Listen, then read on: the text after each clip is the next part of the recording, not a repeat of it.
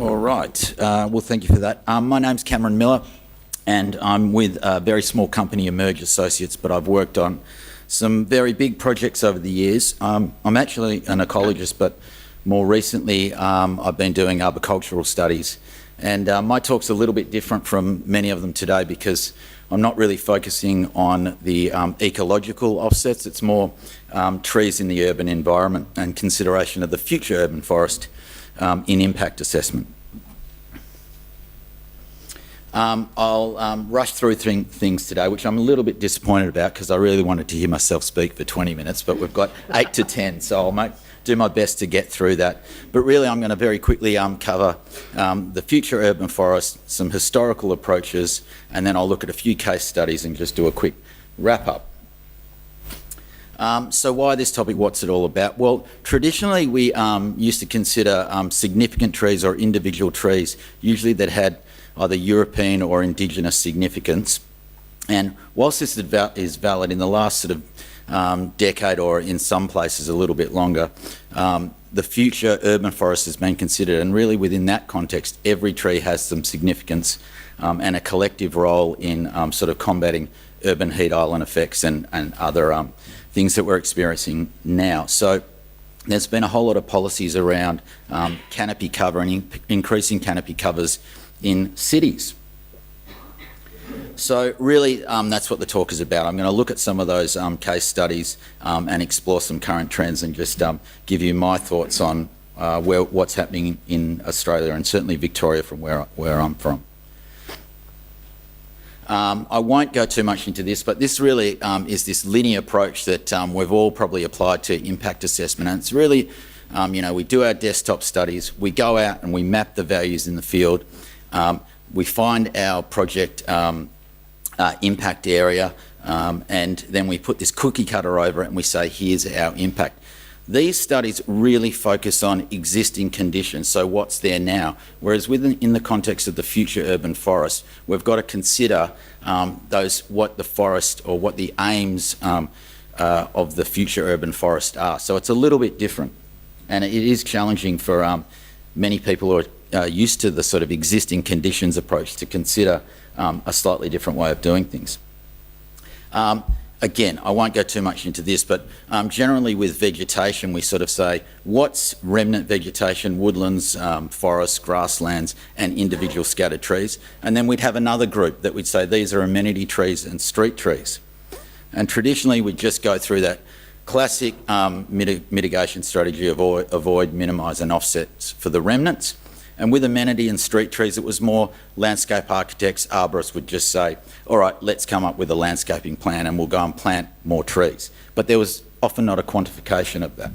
And that was often also left to the back end, to the constructors of the project.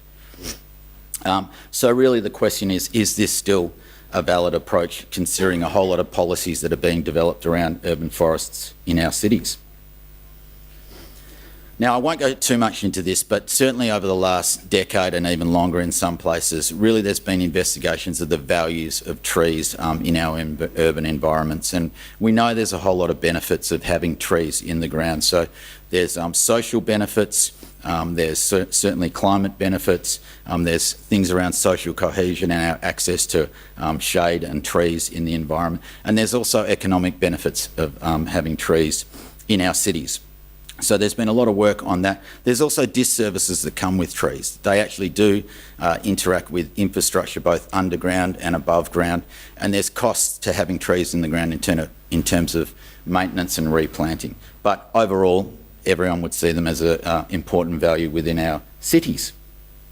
So is there any conflict? Well, we all know there's increasing densification and urbanisation of our cities, and in Australia, certainly in Melbourne and Sydney, and all cities really, we're experiencing that pressure on our urban environments.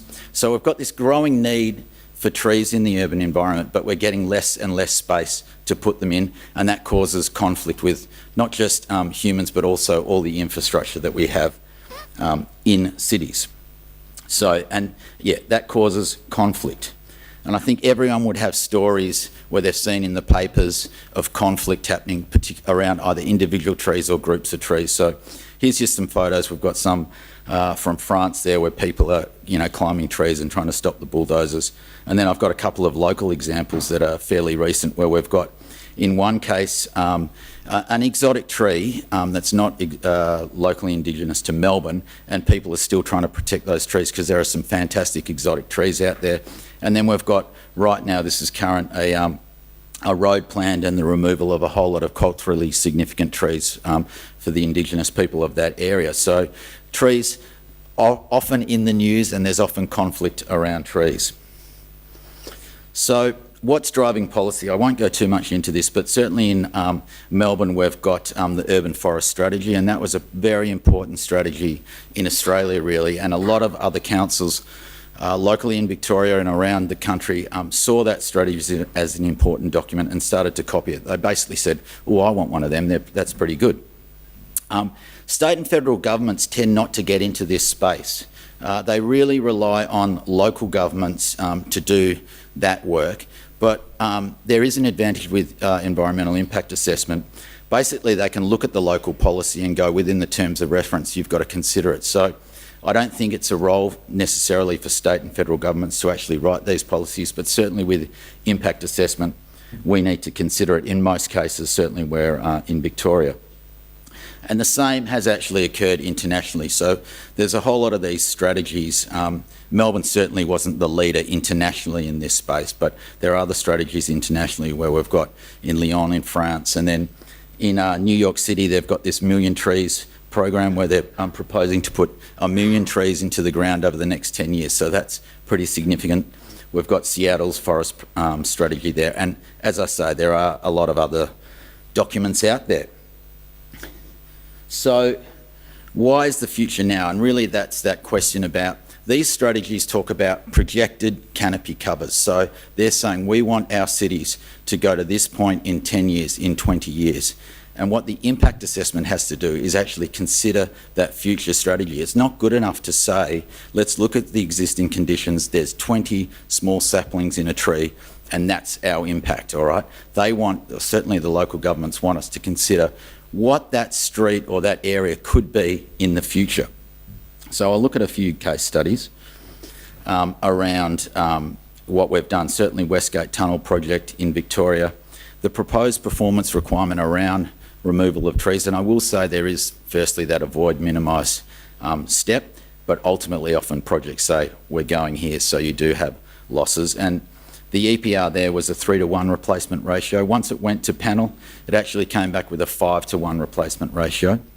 North East Link, again, is proposing, it's looking at canopy cover really, but that translates to a 5-to-1 ratio, and that's being considered now.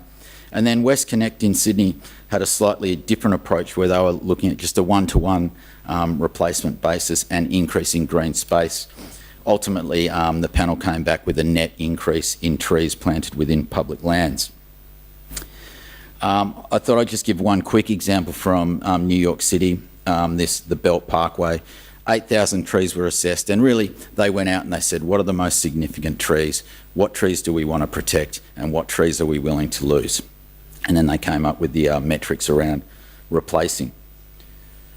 And they did that. It's not that difficult, but it does cost money. So you identify the larger trees, the more significant trees you want to protect, and you put up hoarding and keep construction activity out of those areas.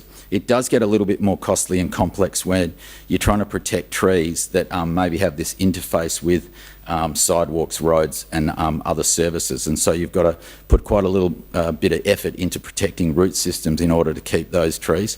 So proponents don't always like the costs associated with that. And then ultimately there was also landscaping of greenways in those, and those trees are advanced stock, so they really are quite large to get them into the ground and get that canopy happening earlier. So I guess the question is, what does the future hold for us here? What's the relevance? And I guess one of the questions is, where are we going to fit all the trees in, because we have got this increasing densification?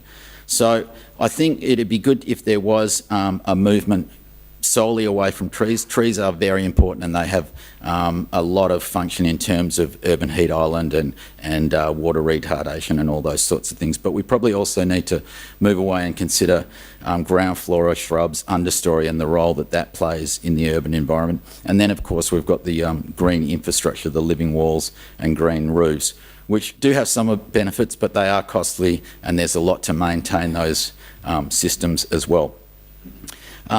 There's also been a lot of work done. I've just got one example there from Livesley and Sota, looking at street trees or trees in streets. So really they said, what the traditional approach is just putting trees in sidewalks, but hey, can't we use some of the actual streets to put trees in the ground as well? And that is happening certainly globally. And using infrastructure better, using like the elevated structures, the High Line in New York City is a classic example, and these living buildings. So I think there will become a more flexible approach in future around that.